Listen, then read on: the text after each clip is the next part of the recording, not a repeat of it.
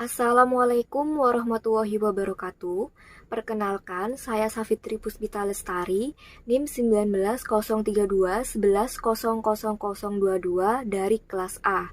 Di sini saya akan menjelaskan terkait analisis fungsi produksi Cobb-Douglas dan Stochastic Frontier pada usaha tani jagung untuk memenuhi tugas UTS Ekonomi Produksi Pertanian.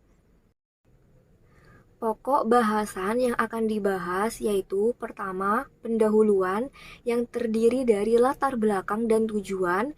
Yang kedua, yaitu pembahasan yang berisi fungsi produksi Cobb-Douglas dan Stochastic Frontier. Dan yang ketiga, yaitu penutup yang terdiri dari kesimpulan dan saran. Pendahuluan. Yang pertama yaitu latar belakang. Jagung merupakan komoditas yang prospektif sebagai pangan pokok dan sumber karbohidrat kedua setelah padi. Jagung sebagai bahan pangan pokok menjadi komoditas yang strategis di mana cukup berperan dalam meningkatkan pendapatan. Kebutuhan akan jagung yang terus mengalami peningkatan dan harga jagung yang cukup tinggi menjadi salah satu faktor yang merangsang petani untuk budidaya jagung. Dalam hal ini, Madura menjadi salah satu daerah yang mayoritas lahannya yaitu lahan kering dan sangat cocok untuk budidaya jagung. Banyak petani yang membudidayakan jagung lokal Madura, tetapi tidak diikuti oleh produktivitas yang maksimal. Produktivitas yang rendah disebabkan oleh penggunaan input produksi yang tidak optimal. Penggunaan input produksi tentunya akan memiliki pengaruh terhadap hasil produksi jagung. Penggunaan faktor produksi yang efektif dan efisien dapat meningkatkan hasil produksi jagung dan pendapatan yang diterima oleh petani. Oleh karena itu, untuk meningkatkan efisiensi dan produksi jagung, maka perlu diketahui faktor-faktor yang mempengaruhi melalui analisis fungsi produksi Cobb-Douglas dan Stochastic Frontier. Untuk tujuannya sendiri yaitu 1. Untuk mengetahui variabel yang berpengaruh signifikan dan elastisitasnya. Yang kedua, mengetahui nilai produk maksimum dan elastisitas dari masing-masing variabel. Yang ketiga, yaitu mengetahui tingkat efisiensi teknis pada masing-masing petani jagung. Baik, di sini saya akan menjelaskan terkait langkah-langkah analisis fungsi produksi Cobb-Douglas. Pertama, kita copy terlebih dahulu data-data asli ini yang telah dilampirkan dalam penugasan UTS. Nah, ini merupakan data yang telah saya copy, di mana telah ditabulasi dalam Excel yang terdiri dari produksi jagung, benih, tenaga kerja, pupuk kandang, dan pupuk fosfat. Nah, di sini saya menambahkan nomor urut responden. Di mana di sini ada 120 responden, maka ditulis angka 1 sampai 120. Untuk jenis datanya sendiri, di sini datanya merupakan data cross section, maka diberi angka 1 untuk keseluruhan datanya. Kemudian data-data ini di-copy dan diletakkan di sebelahnya.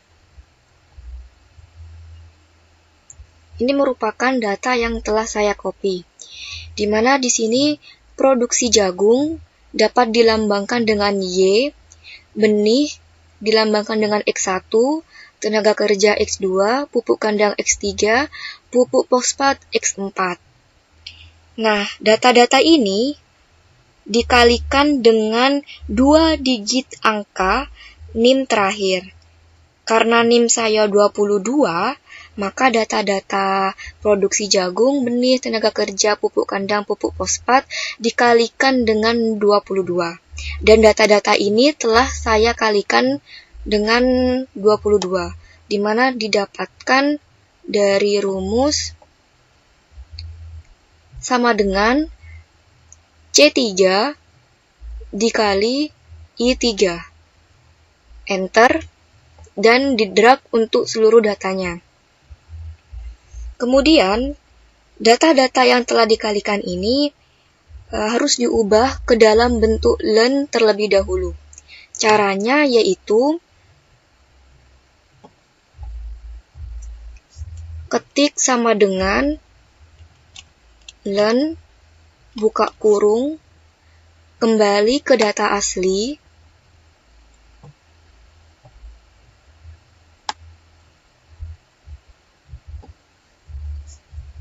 tutup kurung, enter. Kemudian di drag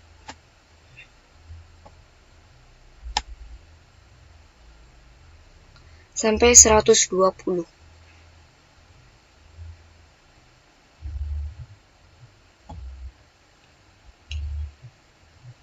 Setelah itu data ini di-copy.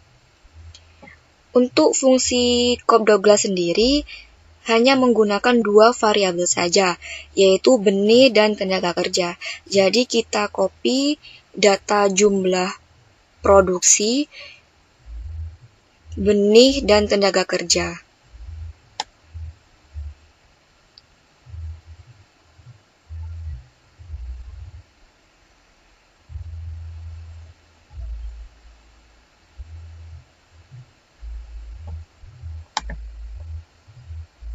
Copy, kemudian kita masukkan ke SPSS.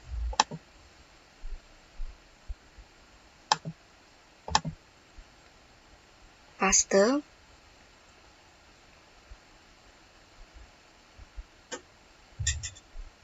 Setelah itu kita ubah penamaannya dengan klik variabel view.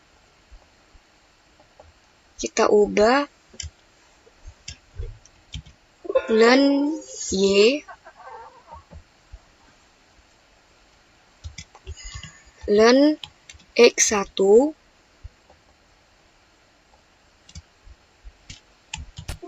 len x2. Data view. Kemudian kita klik analyze, regression, linear. Kemudian untuk bagian dependent, maka kita masukkan yang data len y. Kemudian yang untuk independent, kita masukkan data len x1 dan len x2. Kemudian oke.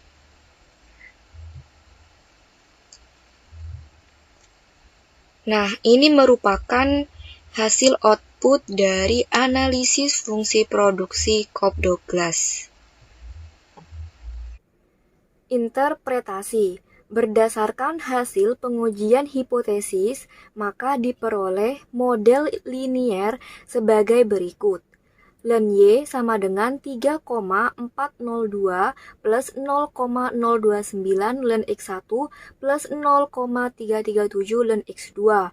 Sehingga model fungsi produksi Cobb-Douglas yang dihasilkan yaitu Y sama dengan 30,02408822, X1 pangkat 0,029, X2 pangkat 0,337. Nilai 30,02408822 ini didapat dari eksponen 3,402. Berdasarkan model di atas, maka parameter-parameter beta yang dihasilkan yaitu beta 1 sama dengan 0,029 dan beta 2 yaitu 0,337. Berikut yaitu lanjutan dari interpretasi output. Yang pertama, interpretasi dari persamaan fungsi produksi Cobb-Douglas, yaitu apabila variabel independen pada data fungsi tersebut, yaitu benih dan tenaga kerja, dianggap konstan, maka output jumlah produksi akan bertambah sebesar 30,024. Besarnya koefisien regresi variabel benih X1 sebesar 0,029. Jadi, apabila benih naik 1%, maka jumlah output akan mengalami kenaikan sebesar 0,029% dengan asumsi variabel-variabel lainnya bersifat konstan. Besarnya koefisien regresi variabel tenaga kerja atau X2 sebesar 0,337.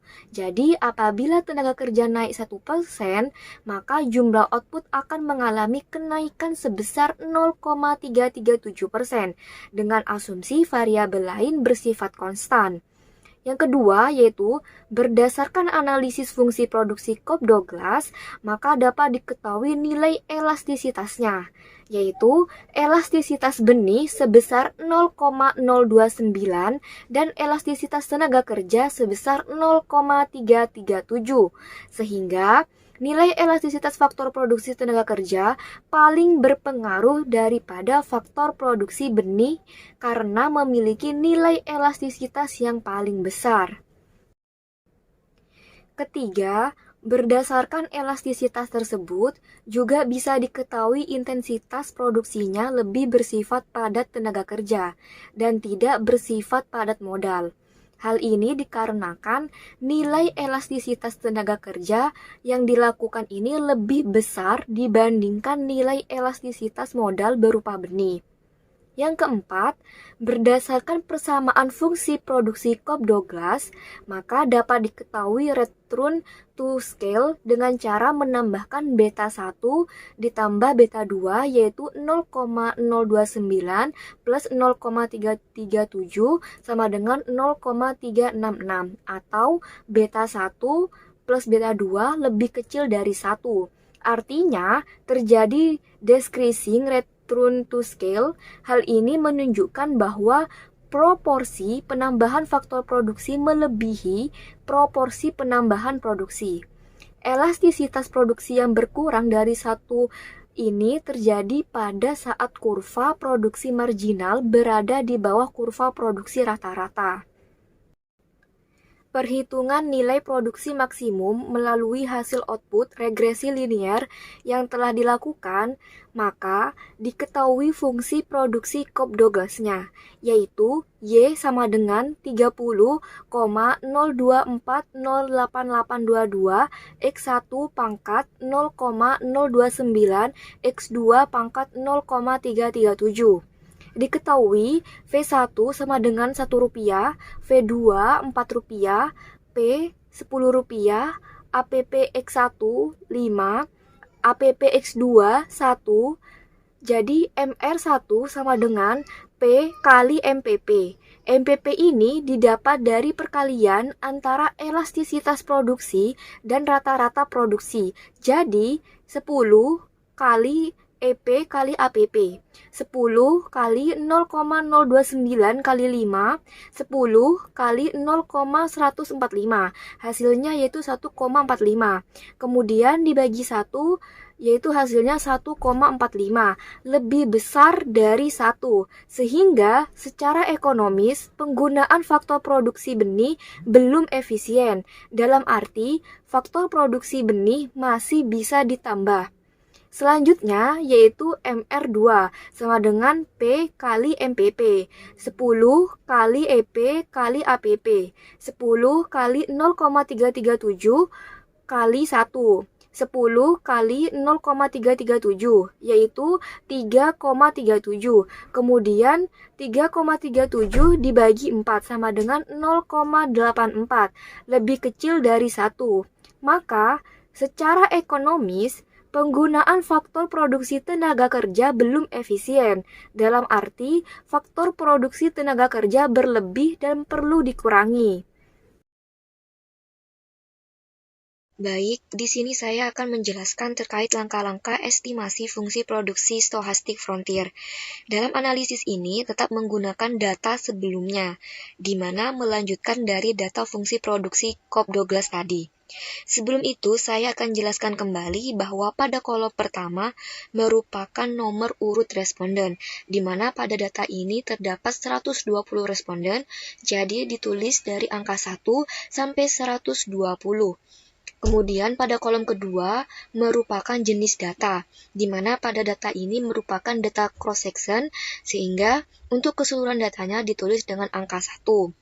Dan untuk kolom yang ketiga merupakan jumlah produksi, dan untuk kolom berikutnya merupakan input yang digunakan. Kemudian, seluruh data ini di-copy dan diletakkan di sebelahnya. Nah, data-data ini harus dikalikan dengan 2 angka di belakang NIM. Karena NIM saya 22, maka keseluruhan data ini harus dikalikan dengan 22. Di sini data produksi jagung, benih, tenaga kerja, pupuk kandang, pupuk fosfat sudah dikalikan 22. Nah, sebelum menggunakan software Frontier, data-data ini harus diubah ke log atau ke len.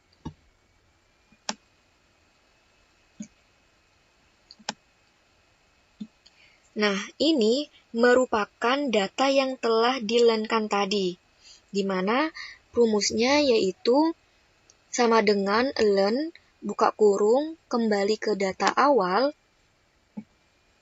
dan tutup kurung, enter, dan di-drag. Kemudian, seluruh data ini di-copy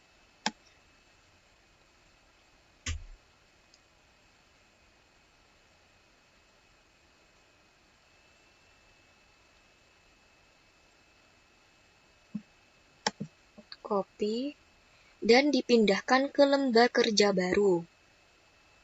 New, create, kita paste di sini. Kemudian, data-data ini diubah di mana 6 angka di belakang koma.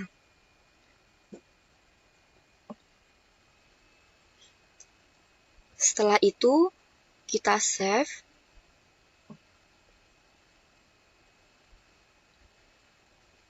Dan disimpan di dalam folder Frontier.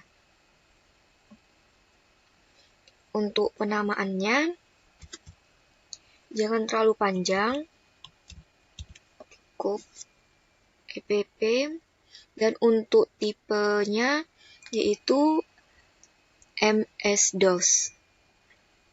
Kemudian save. Oke. Yes. Kita X. Save. Yes. Kemudian kita cari file yang telah kita simpan tadi.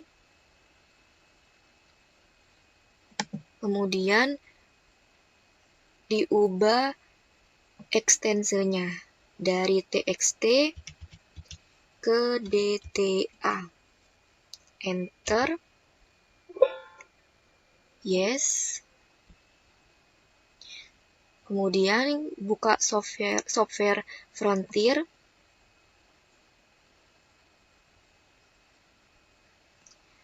Klik T1, nama file yang disimpan epp.dta,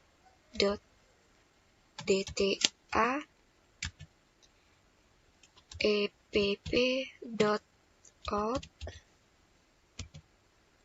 1 Y 120 1 120 4 Y N, enter. Kemudian kita cari hasil outputnya.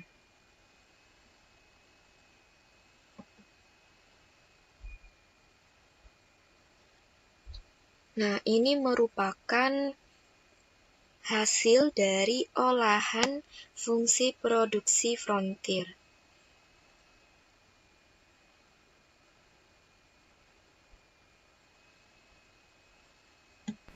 Ini merupakan data sebelum diubah ke bentuk len, di mana data ini telah dikali dengan 22. Dan ini merupakan data setelah diubah ke bentuk len. Hasil output stochastic Frontier. Berikutnya yaitu interpretasi. A. Analisis inefisiensi kasus di lapang. Hipotesisnya yaitu H0 tidak terdapat kasus inefisiensi di lapang. H1 terdapat kasus inefisiensi di lapang. Nilai LR test yaitu 6,949529. Nilai kode PAM pada derajat kesalahan 0,05 yaitu 5,138. Nilai LR test lebih besar daripada nilai kode PAM, sehingga H1 diterima dan H0 ditolak. Artinya, terdapat kasus inefisiensi teknis di lapang. Yang B, persentase error term yang disebabkan inefisiensi teknis atau gamma. Alfa yang digunakan yaitu 5%. Nilai T tabel 5% yaitu 1,980626. Nilai T hitung yaitu 14,49.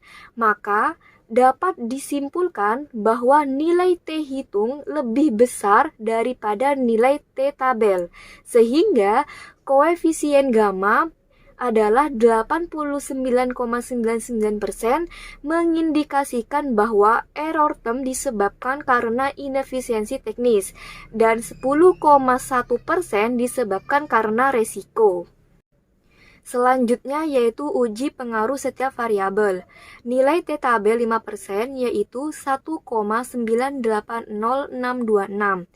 Pada beta 1, T hitung yaitu min 0,720, tidak signifikan, di mana jika X1 yaitu benih dinaikkan sebesar 1%, maka output akan menurun sebesar min 0,0689%. Pada beta 2, T hitungnya yaitu 2,805. Signifikan di mana jika X2 tenaga kerja dinaikkan sebesar 1%, maka output akan meningkat sebesar 0,252%. Pada beta 3, T hitung yaitu min 2,534. Signifikan di mana jika X3 pupuk kandang dinaikkan sebesar 1%, maka output akan meningkat sebesar min 0,347%. Pada beta 4, T hitung yaitu 3,716. Signifikan di mana jika X4 pupuk fosfat dinaikkan sebesar 1%, maka output akan meningkat sebesar 0,458%. Berikut ini tingkat efisiensi teknis. Jika tingkat efisiensi teknis lebih besar dari 0,8, maka petani dikatakan efisien secara teknis. Jika tingkat efisiensi teknis lebih kecil dari 0,8, maka petani dikatakan tidak efisien secara teknis. Petani jagung yang efisiensi secara teknis yaitu petani dengan nomor urut 48, 58, 62, 63, 65, 72, 75, 88, 94, 95, 96, 100, 112, 118, dan 120. Selain itu merupakan petani yang tidak efisien secara teknis. Nilai rata-rata efisiensi yang dicapai oleh petani dalam penelitian yaitu 0,634049992. Maka dapat disimpulkan bahwa secara keseluruhan atau secara rata-rata petani di lokasi penelitian belum berproduksi secara efisien. Yang terakhir yaitu penutup. Kesimpulan, berdasarkan hasil analisis fungsi produksi Cobb-Douglas, diketahui bahwa apabila variabel independen pada data fungsi tersebut yaitu benih dan tenaga kerja dianggap konstan, maka output akan bertambah sebesar 30,024. Pada nilai elastisitas, dapat diketahui bahwa nilai elastisitas benih sebesar 0,029 dan elastisitas tenaga kerja sebesar 0,337, sehingga faktor produksi tenaga kerja lebih berpengaruh daripada benih. Berdasarkan dari nilai NPM atau VMP, diketahui bahwa faktor produksi benih dan tenaga kerja belum efisien. Dalam arti, faktor produksi benih dan tenaga kerja belum memaksimumkan profit. Pada analisis fungsi produksi stochastic frontier dapat diketahui bahwa 89,99% mengindikasikan bahwa error term disebabkan karena inefisiensi teknis dan 10,1% disebabkan karena resiko. Terkait dengan tingkat efisiensi, petani jagung yang efisiensi secara teknis yaitu petani dengan nomor urut 48, 58, 62, 63, 65, 72, 75, 88, 94, 95, 96, 100, 112, 118, dan 120. Selain itu merupakan petani yang tidak efisien secara teknis. Nilai rata-rata efisiensi yang dicapai oleh petani yaitu 0,634049992, lebih kecil dari 0,8. Maka dapat disimpulkan bahwa secara rata-rata petani di lokasi penelitian belum berproduksi secara efisien. Untuk sarannya sendiri, yaitu berdasarkan hasil dari analisis fungsi produksi Cobb Douglas, sebaiknya petani menambahkan input benih dan tenaga kerja untuk meningkatkan produksi jagung, dan tentunya agar lebih efisien secara ekonomis. Berdasarkan hasil dari analisis fungsi produksi stochastic frontier, sebaiknya petani meminimumkan faktor inefisiensi eksternal supaya petani dapat efisien secara teknis. Sekian penjelasan dari saya, kurang lebihnya saya mohon maaf. Terima kasih. Wassalamualaikum warahmatullahi wabarakatuh.